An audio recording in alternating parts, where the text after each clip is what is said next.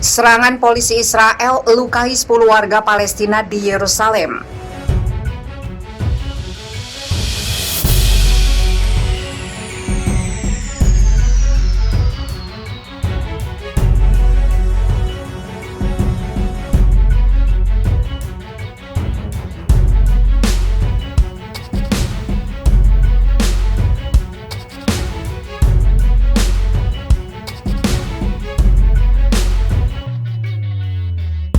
Pasukan Israel pada Minggu melukai sedikitnya 10 orang yang melakukan aksi protes untuk mendukung aktivis Palestina di Yerusalem Timur.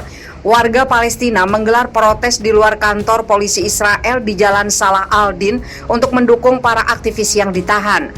Masyarakat Bulan Sabit Merah Palestina mengatakan dalam sebuah pernyataan bahwa polisi Israel menembakkan peluru karet dan granat kejut ke arah para pengunjuk rasa.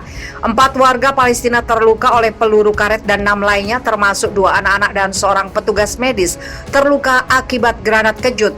Salah satu warga yang terluka dirawat di rumah sakit. Pada April, pengadilan Israel memutuskan untuk mengusir 8 keluarga Palestina dari rumah mereka di lingkungan Sheikh Jarrah demi kelompok pemukim Yahudi, memicu ketegangan di seluruh wilayah Palestina.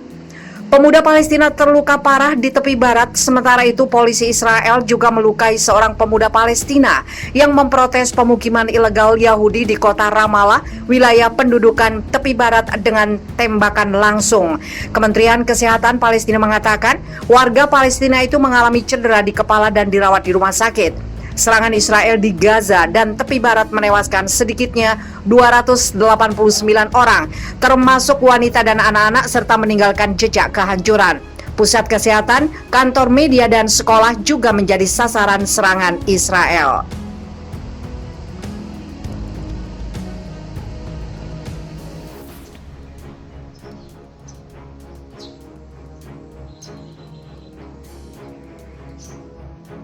Kekerasan di Israel terancam meletus saat transisi politik. Kepala Dinas Intelijen Israel Sinbet Nadav Argaman telah mengeluarkan peringatan pada Sabtu 5 Juni tentang kemungkinan terjadinya kekerasan dalam periode transisi politik. Benyamin Netanyahu kemungkinan akan lengser setelah 12 tahun menjabat sebagai Perdana Menteri. Kami baru-baru ini mengidentifikasi peningkatan wacana kekerasan dan hasutan yang semakin ekstrim terutama di jejaring sosial. Wacana ini dapat ditafsirkan di antara kelompok atau individu tertentu sebagai salah satu yang mengizinkan aktivitas kekerasan dan ilegal yang bahkan dapat menyebabkan kerusakan fisik, ujar Argaman. Pemimpin oposisi tengah Israel Yair Lapid mengumumkan pada Rabu 2 Juni bahwa ia telah berhasil membentuk koalisi pemerintahan setelah pemilihan 23 Maret. Mereka sepakat untuk mengambil alih kepemimpinan yang dipegang oleh Netanyahu selama 12 tahun. Yair Lapid, seorang sentris dari partai Yesh Atid ada masa depan, dan Naftali Bennett, seorang ultranasionalis dari partai Bennett Yamina kanan, mengumumkan kesepakatan itu setelah mereka berhasil menyusun pemerintahan koalisi dengan sejumlah partai dari seluruh spektrum politik. Lapid berhasil mengumpulkan tanda tangan dari 7 partai yang menandakan kesediaan mereka untuk membentuk koalisi yang akan membentuk pemerintahan baru Israel.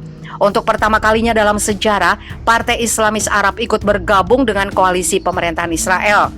Pemerintahan dari koalisi yang baru terbentuk itu terdiri atas berbagai partai.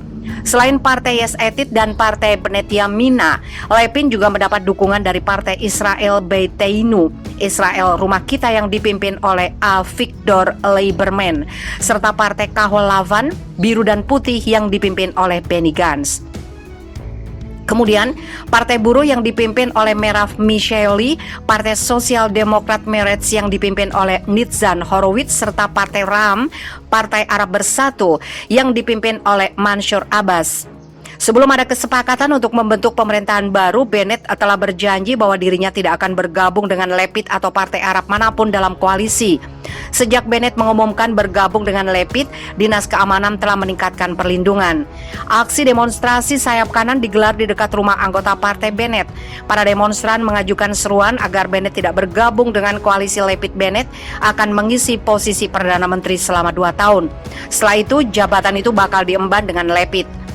Argaman meminta para pemimpin politik dan agama untuk menunjukkan tanggung jawab dalam meredam potensi hasutan.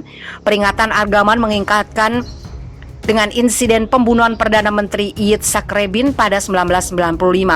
Rabin ditembak oleh seorang ultranasionalis Yahudi karena mengejar kesepakatan tanah untuk perdamaian dengan Palestina.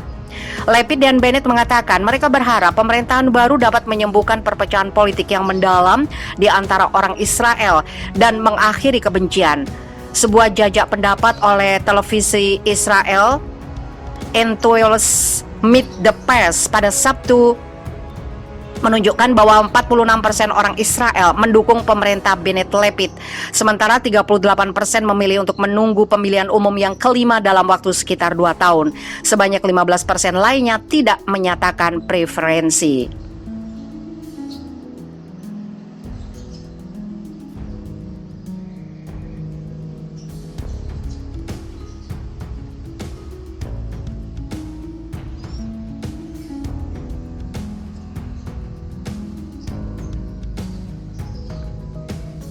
Turki kian mesra dengan Palestina.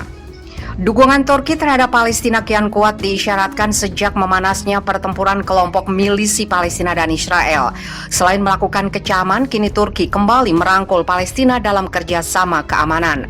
Seperti dilansir dari Middle East Monitor Minggu 6 Juni 2021, dalam surat kabar berbahasa Turki, Yeni Shafak, disebutkan Turki kini kembali memberlakukan kerjasama keamanan dengan otoritas Palestina. Perjanjian itu diratifikasi kembali usai sempat ditandatangani pada 2018 lalu. Surat kabar Yeni Shafak menyebut keputusan Turki mirip dengan perjanjian batas maritim yang ditandatangani Turki dengan Libya. Menurut perjanjian, pasukan keamanan Palestina akan dilatih di Akademi Gendarmerie dan Akademi Penjaga Pantai di Turki. Selain pelatihan, Turki juga akan menyediakan konsultasi dan bantuan teknis terhadap Palestina. Lebih lanjut, kerjasama juga diwujudkan dalam pertukaran intelijen dan teknik operasional untuk memerangi terorisme, serta masalah keamanan maritim dan pesisir. Diketahui, Turki dan Palestina sudah melakukan sejumlah kerjasama sebelumnya, seperti kerjasama dalam memerangi pencucian uang, kejahatan dunia maya, penyelundupan budaya dan kekayaan alam, narkotika dan perdagangan manusia, dan memerangi penyelundupan migran ilegal.